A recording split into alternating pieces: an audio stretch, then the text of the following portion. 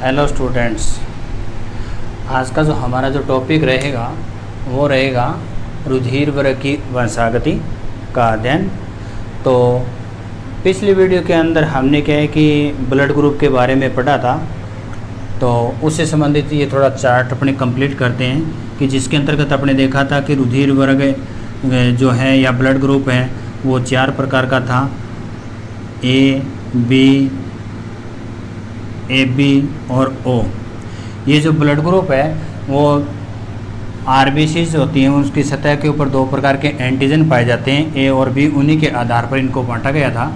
तो यहाँ पर रुधिर वर्ग जो ए है उसके अंदर एंटीजन है वो ए, रुधिर वर्ग बी में बी, और ए बी के अंदर एंटीजन है वो ए बी, और ओ में किसी प्रकार का कोई रुधिर वर्ग नहीं पाया जाता।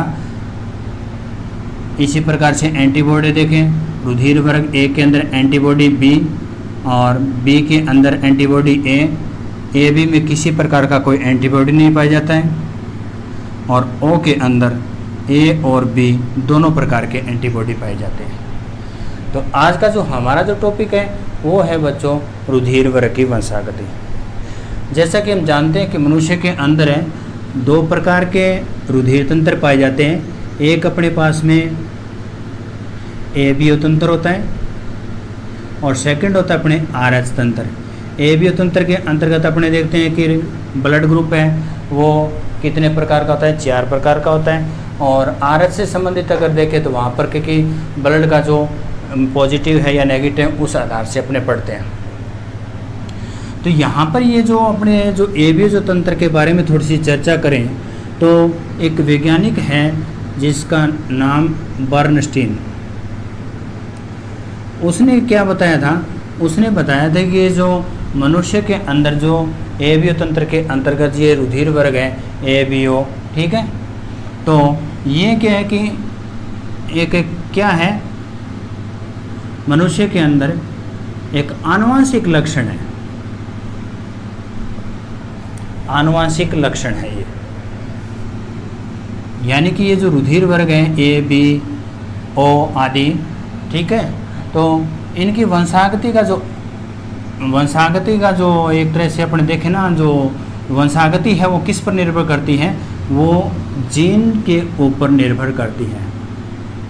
इन ब्लड ग्रुप की वंशागति जीन्स के ऊपर है वो निर्भर करती है, और वो जीन है वो कितने होते हैं, 3 होते हैं। ये जो 3 जीन हैं वो कौन कौन से, जो रुधिर वर्ग ए बोले या एंटीजन ए के लिए बोले, एंटीजन ए के लिए यहाँ पर अपने पास में जो जीन है वो अल्फा ए, या इसको अपने आई ए भी बोल देते हैं। बी के लिए अपने पास में क्या है कि अल्फा बी या आई बी भी बोल देते हैं, और ओ के लिए अपने आई ओ या इसको स्मॉल आई से भी अपने लिख देते हैं। तो अपने पास में ये जो 3 एक तरह से क्या है जीन्स हैं, अल्फा ए के लिए आई ए, बी के लिए आई बी और ओ के लिए आई ओ। इन 3 जीनों की उपस्थिति के आधार पर क्या है कि अपने पास में ये जो ब्लड ग्रुप हैं इन ब्लड ग्रुप के जीनोटाइप मिलते हैं। और ये जो जीनोटाइप हैं, ये जीनोटाइप अपने कितने प्रकार के होते हैं, 6 प्रकार के होते हैं। कैसे देखते हैं अपने, यहाँ अपने देखें जो ब्लड ग्रुप ए है, इस ब्लड ग्रुप ए का जो जीनोटाइप होता है वो क्या होता है, वो अपने यहाँ पर आई ए और दूसरा होता है आई ए आई ओ। रुधिर वर्ग बी है उसके लिए genotype I B, second I B I O. रुधिर वर्ग ए बी के लिए आई ए और आई बी। रुधिर वर्ग ओ के लिए आई ओ या स्मॉल आई से अपने इसको क्या है कि प्रदर्शित भी करते हैं। तो यहाँ पर अपने पास में देखना जो टोटल जो जीनोटाइप होते हैं वो कितने हैं। ए बी तंत्र के अंतर्गत अपने देखें 6 जीनोटाइप होते हैं। रुधिर वर्ग ए के 2, रुधिर वर्ग बी के 2 और ए बी का 1 और ओ का 1। तो अपने पास में कितने हो गए, 2 ये हो गए, 2 ये हो गए, 1 ये हो गया, 1 ये हो गया। टोटल अगर अपने देखें तो अपने पास में 6 जीनोटाइप मिलते हैं। तो अब अपने को है कि थोड़ा सा ये ध्यान रखना है कि जब रुधिर वर्ग की वंशागति का जब अपने अध्ययन करेंगे ना तो थोड़ा सा अपने को ये देखना है कि अपने पास में जो ये जो जीन है आई ए, आई बी और आई ओ, ये जो ए और बी है ना ये ओ पर क्या होते हैं, प्रभावी होते हैं।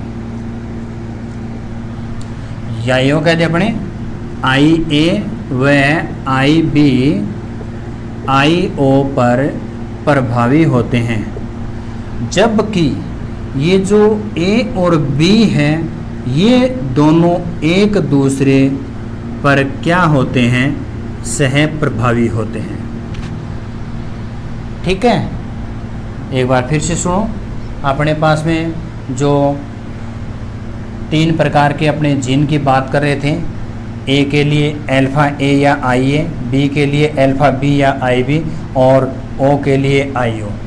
तो इन तीनों जीनों के बारे में अपने देखें तो जो ए और बी हैं वो ओ के ऊपर क्या होता है, प्रभावी होते हैं, जबकि ए और बी दोनों एक दूसरे के लिए क्या होते हैं, सह प्रभावी होते हैं। तो इसी आधार पर अपने क्या है कि अब एक चेकर बोर्ड के द्वारा अपने थोड़ा अध्ययन करके देखते हैं कि इस रुधिर वर्ग की जो वंशागति है वो किस प्रकार से होती है।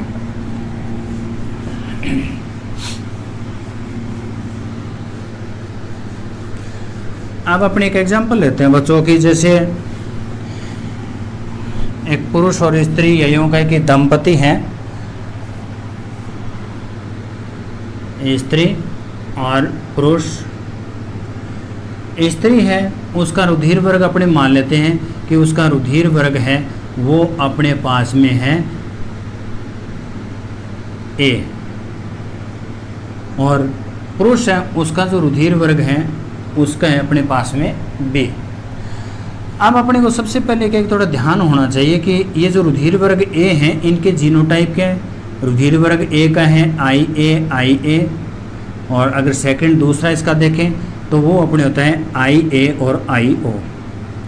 इधर अपने बी का अगर देखें तो इसके भी अपने क्या है कि 2 होते हैं, एक होता है आई बी और आई बी और सेकंड होता है आई बी और आई ओ।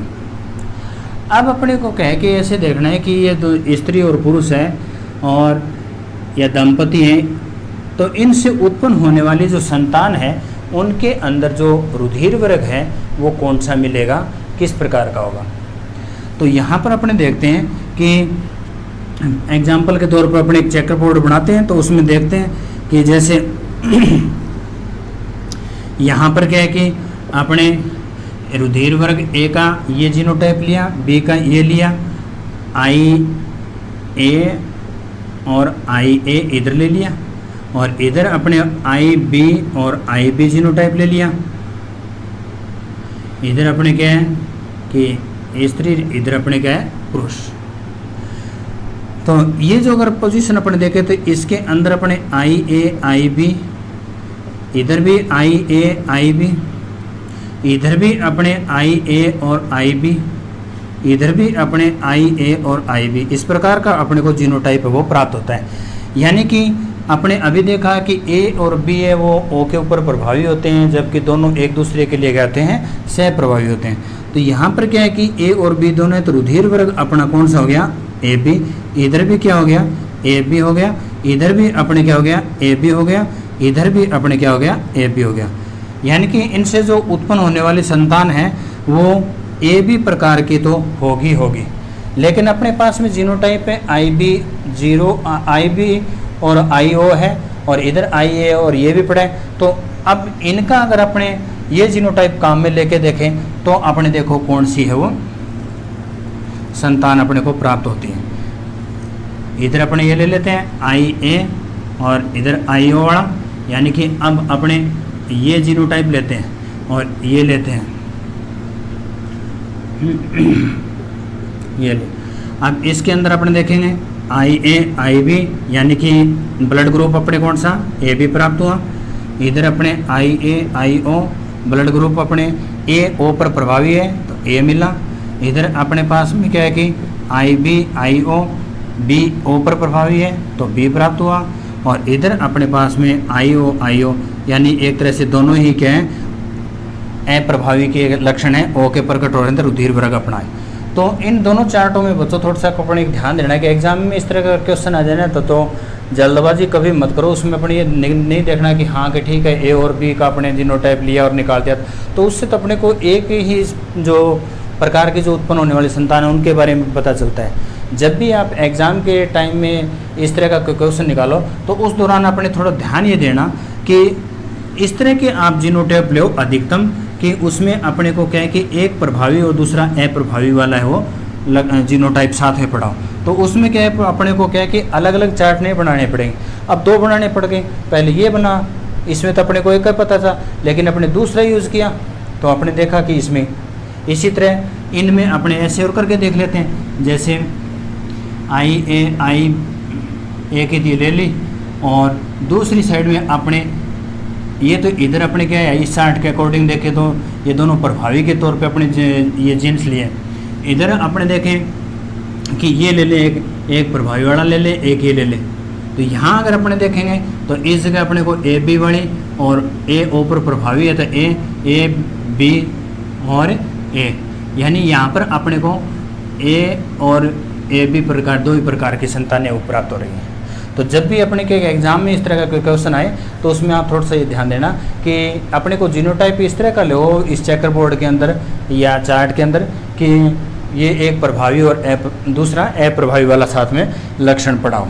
तब क्या है कि अपने को बार बार अलग अलग चार्ट नहीं बनाने पड़ेंगे और अपने को एक चेकर बोर्ड के द्वारा पता चल जाएगा कि जो दंपति हैं उन दंपति से किस प्रकार की संतानें वो उत्पन्न होगी।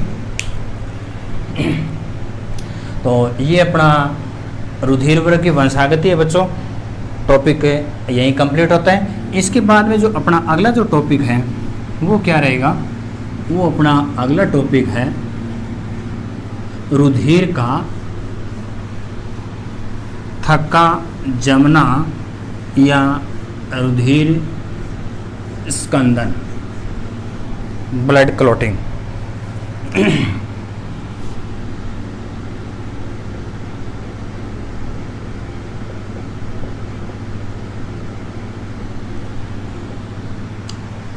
ब्लड क्लॉटिंग क्या है? जब भी शरीर के ऊपर कोई चोट लग जाए, कोई शरीर का हिस्सा कट जाए तो अपने देखते हैं कि रुधिर है वो लगातार बहने लग जाता है। लेकिन अपने कुछ समय के बाद देखते हैं 5 से 10 मिनट के अंतर, या कोई चोट बड़ी हो तो भाई थोड़ा टाइम ले लेते हैं, मतलब कि 5-10 मिनट के अंदर अपने देखते हैं कि रुधिर का बहना है वो बंद हो जाता है। तो वो बंद होता है तो वो कैसे होता है उसी के बारे में अपने वो अध्ययन करेंगे। तो जब भी क्या है कि शरीर के ऊपर चोट वगैरह लगती है तो अपने देखते हैं कि 5-4-10 मिनट के बाद में क्या है कि रुधिर बहना बंद हो जाता है। तो उसी को तो अपने क्या कहते हैं, रुधिर का थक्का बनना।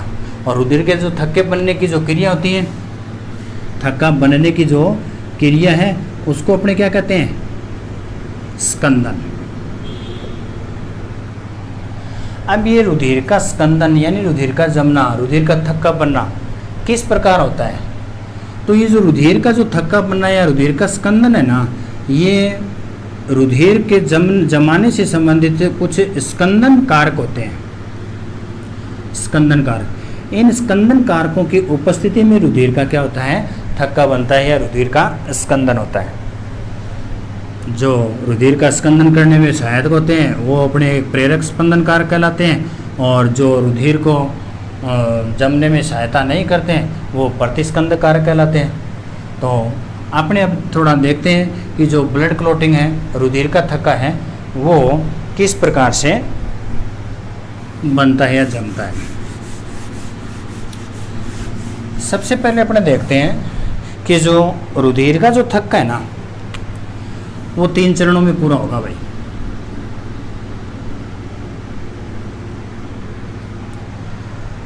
पहला चरण है वो होगा, अपने एक तरह से हेडिंग दे सकते हैं, प्रोथ्रोम्बिन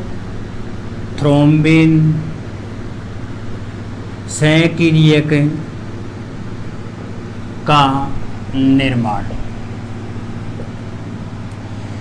यानी कि इस चरण के अंतर्गत रुधिर के अंदर एक प्रोटीन पाई जाती है जिसको अपने प्रोथ्रोम्बिन कहते हैं। उस प्रोथ्रोम्बिन को सक्रिय करने वाला एक कारक का निर्माण होगा या एक ऐसी संरचना पदार्थ का निर्माण होगा जिसको अपने क्या कहते हैं, प्रोथ्रोम्बिन सक्रियक। तो पहला चरण ये रहेगा। सेकंड ये रहेगा कि जो प्रोथ्रोम्बिन है उसका थ्रोम्बिन में बदलना। प्रोथ्रोम्बिन है वो निष्क्रिय अवस्था में पाया जाता है और थ्रोम्बिन उसकी सक्रिय अवस्था है। और तीसरा है अपना कि फाइब्रिनोजन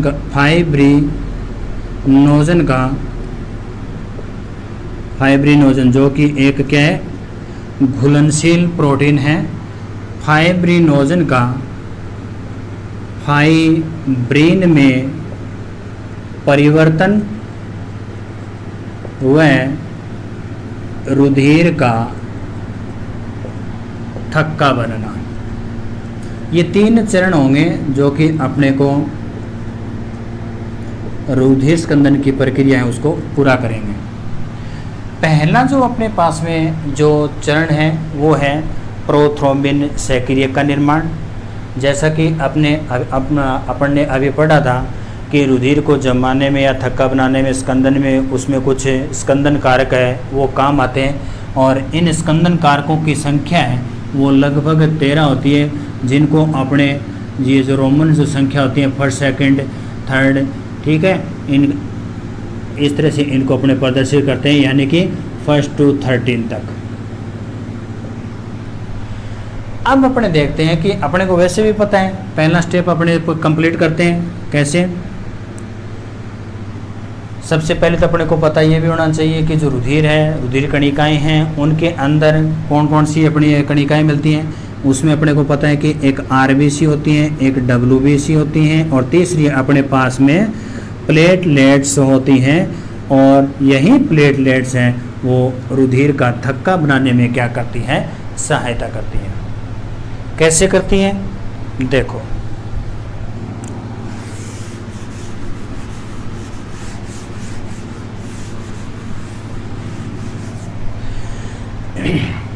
जब भी शरीर के ऊपर क्या है कि कुछ चोट लगती है या किसी कारणवश से कोई कट लगता है तो अपने देखते हैं कि रुधिर बहना है वो क्या होता है, स्टार्ट होता है, यानी कि चोट लगती है। तो उस दौरान हम देखते हैं कि ये जो रुधिर की जो प्लेटलेट्स होती हैं,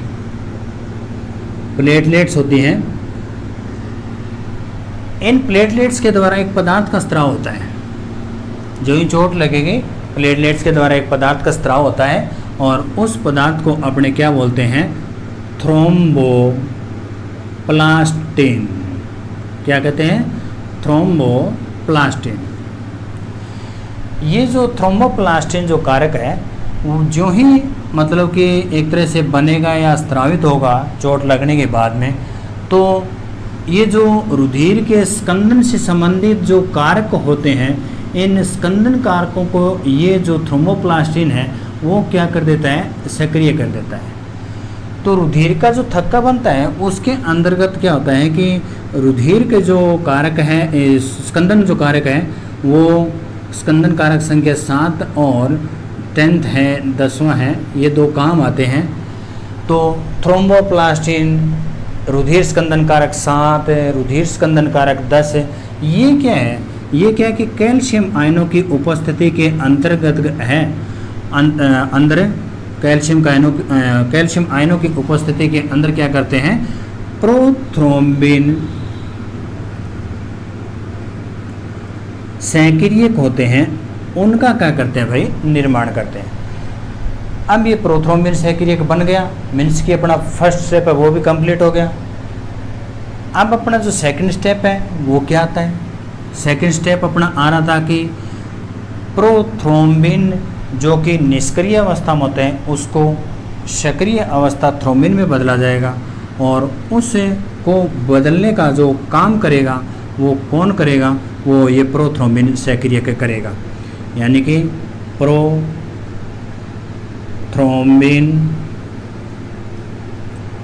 जो कि क्या है, निष्क्रिय अवस्था में होता है, इस प्रोथ्रोम्बिन सैकरियक की उपस्थिति के कारक की उपस्थिति में ये प्रोथ्रोम्बिन निष्क्रिय है वो किस में बदल जाता है, ये थ्रोम्बिन सैकरियक के अंदर बदल जाएगा।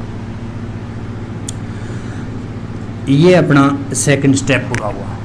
फर्स्ट स्टेप के अंदर, ये सेकंड स्टेप के अंदर, और अब आता है थर्ड स्टेप अपना जो कि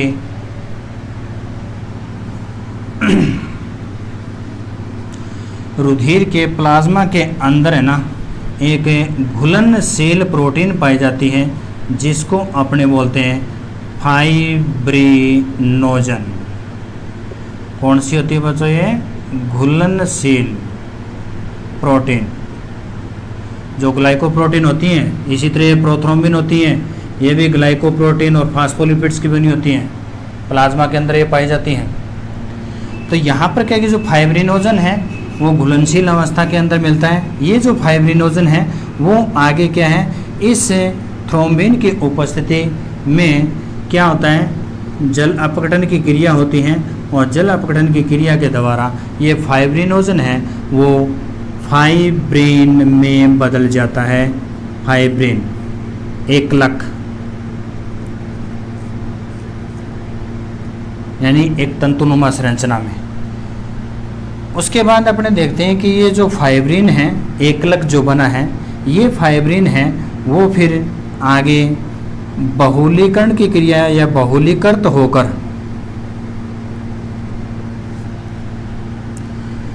तंतु का निर्माण करता है। फाइब्रिन तंतु का है वो निर्माण करता है। ये तंतु फिर क्या करता है भाई, मिलकर जाल बनाता है, और इस जाल के अंदर क्या है कि रुधिर की कणिकाएं हैं वो क्या हो जाती हैं, जमा हो जाती हैं, और रुधिर है वो बहना रुक जाता है, या यूँ कह देते हैं कि रुधिर का थक्का बन जाता है।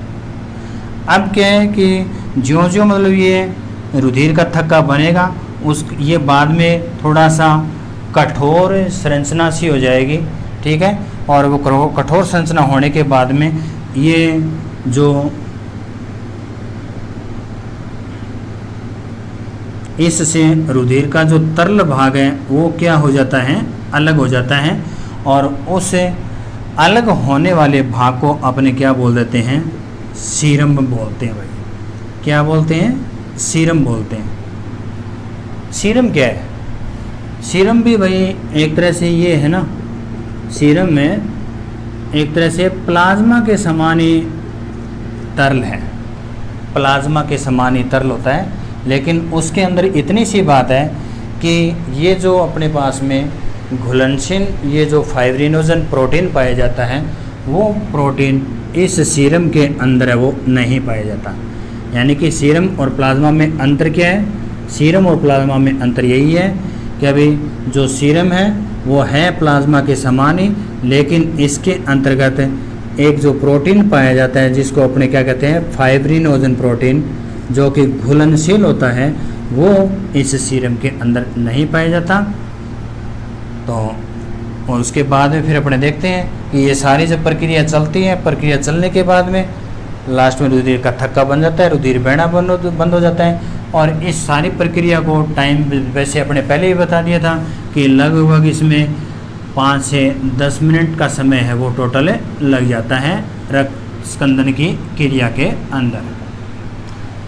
तो बच्चों एक बार अपने थोड़ा सा रिपीट कर देते हैं इसको, ब्लड क्लॉटिंग को, कि ये 2-3 चरणों में पूरी होती है। पहले क्या होता है, प्रोथ्रोम्बिन जो सैकरियक है उसका निर्माण होता है, यानी कि जो ही चोट लगेगी प्लेटलेट से थ्रोम्बोप्लास्टिन स्रावित होगा। थ्रोम्बोप्लास्टिन इन कारकों को सक्रिय करेगा। ये कारक और थ्रोम्बोप्लास्टिन सारी चीज़ें मिलकर कैल्शियम आयनों की उपस्थिति के अंदर प्रोथ्रोम्बिन सैकरिका में बदल जाती है। ये प्रोथ्रोम्बिन सैकरिका है वो प्लाज्मा में उपस्थित एक प्रोटीन जो कि प्रोथ्रोम्बिन ग्लाइकोप्रोटीन की बनी होती है, फास्फोलिपिड होती हैं, वो निष्क्रिय अवस्था में होती हैं, उसको थ्रोम्बिन सैकरिया में बदल दिया जाता है। और उसके बाद में ये जो थ्रोम्बिन जो बना सैकरिया हुआ, ये घुलनशील जो फाइब्रिनोजन प्रोटीन है उनको क्या करती हैं, जलापटन की क्रिया के द्वारा फाइब्रिन में बदल देती हैं। फाइब्रिन एकलक बनते हैं, एक तंतु बनते हैं जो बहुलीकृत हो जाते हैं। बाद में ये फाइब्रिन तंतु बना लेते हैं, जाल बन जाएगा, रुधिर कणिका इनमें आके फंसेगी और ब्लड की वो क्लोटिंग हो जाएगी। उसके बाद में रुधिर का जो तरल भाग है उस कठोर हुए भाग से क्या जाता है, अलग हो जाता है। और उस अलग हुए भाग को, अपने तरल भाग को क्या बोलते हैं, सीरम। और सीरम में वो प्लाज्मा के अपने को पता है कि प्लाज्मा के समान होती है और इसके अंदर जो घुलनशील प्रोटीन है फाइब्रिनोजन है वो नहीं पाया जाता है। तो आज के लिए बच्चों अपना टॉपिक है वो इतना ही रहेगा। नेक्स्ट वीडियो में मिलते हैं, तब तक थैंक्स।